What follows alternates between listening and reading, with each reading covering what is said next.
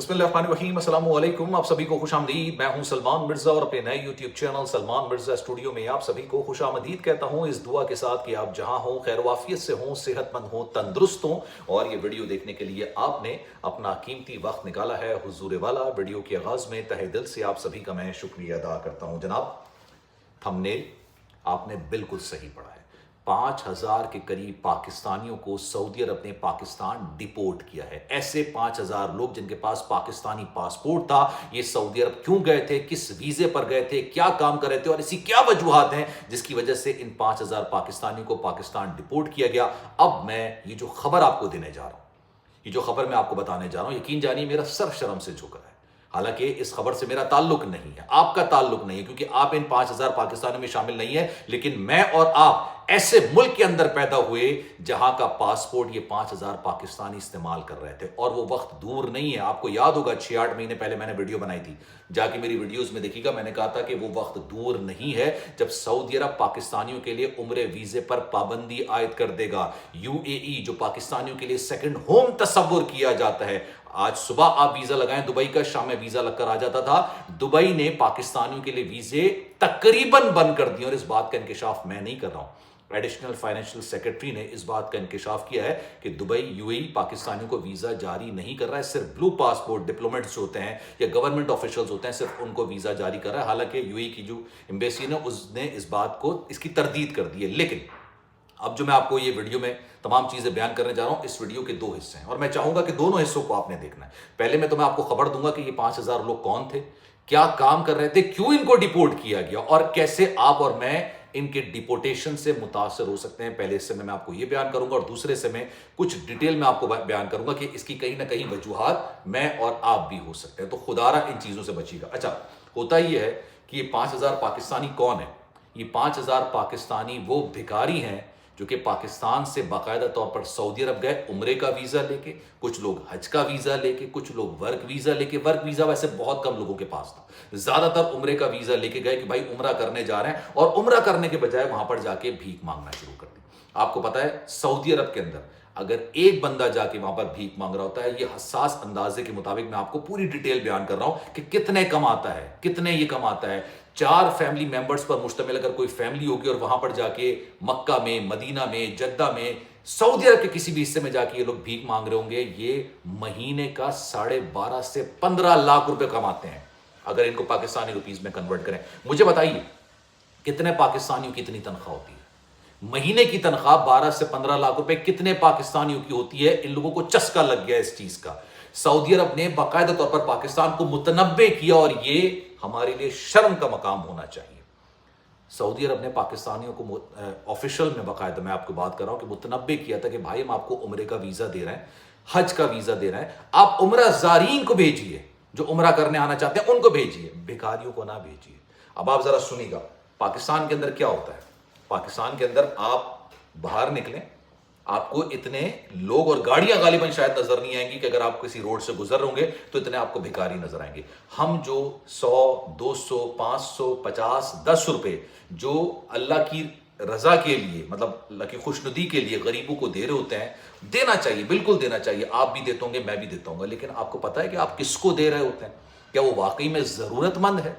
ये एक इंडस्ट्री बन चुकी है। इतना हौलनाक किस्म के इंकशाफात इस इंडस्ट्री की तरफ से निकल कर आ रहे हैं कि कितने लोग इस इंडस्ट्री से वाबस्ता हैं। ये कोई जरूरतमंद लोग नहीं है, ये कोई नहीं होता। होंगे शायद सफेद पोश होंगे जो आपसे दोबारा नहीं मांगेंगे, एक दफा शायद आपसे शर्मिंदगी में आके शायद आपसे मांग लें, दोबारा आपसे नहीं मांगेंगे। लेकिन ये वो लोग हैं जिनको बाकायदा तौर पर लाया जाता है।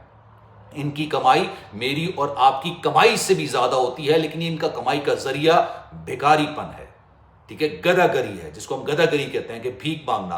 अब मैं आपको एक हसास अंदाजे के मुताबिक बताता हूं कि 22 अरब पाकिस्तान से, पूरे पाकिस्तान से रोजाना की बुनियाद पर जो भिखारी है ना वो कमा रहे होते हैं 22 अरब रुपए रोजाना। इसको अगर आप मल्टीप्लाई करेंगे 30 डेज में, महीने की आमदनी, फिर उसको आप डॉलर्स में कन्वर्ट करेंगे तो तकरीबन ये 30 अरब डॉलर्स सालाना भिखारी जनरेट कर रहे हैं पाकिस्तानी आवाम से। और इसका 1% भी पाकिस्तान की गवर्नमेंट को नहीं चाहता है, क्योंकि टैक्स ही नहीं है इस चीज पे। जो बाहर निकलता है भीख मांगना शुरू कर देता है। इस इंडस्ट्री को इतना बड़ा बना दिया है कि लोगों के अल्लाह माफ करे استغفراللہ کہنا چاہیے کہ بچوں کے اغوا کیے جاتے ہیں، کسی کے ہاتھ پیر کاٹے جاتے ہیں، ان کو مجبوراً بھکاری بنایا جاتا ہے، اور کچھ لوگ تو یہ خوشی سے کر رہے ہوتے ہیں۔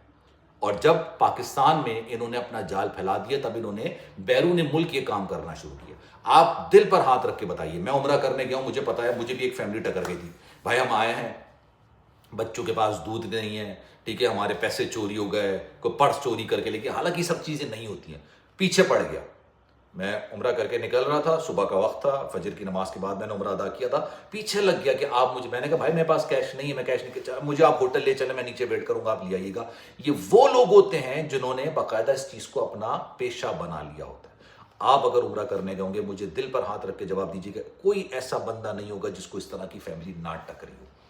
اور یہ کس کی بدنامی کا سبب بن رہا ہے؟ آپ کی اور میری بدنامی کا سبب بن رہا ہے۔ جو لوگ عمرہ کرنے جا رہے ہوں گے، وہاں پر جو لوگ ہوتے ہیں نا، وہ ایک بندے کی وجہ سے اس پوری کمیونٹی کو، اس پورے ملک کے لوگوں کو اسی نظر سے دیکھ رہے ہوتے ہیں۔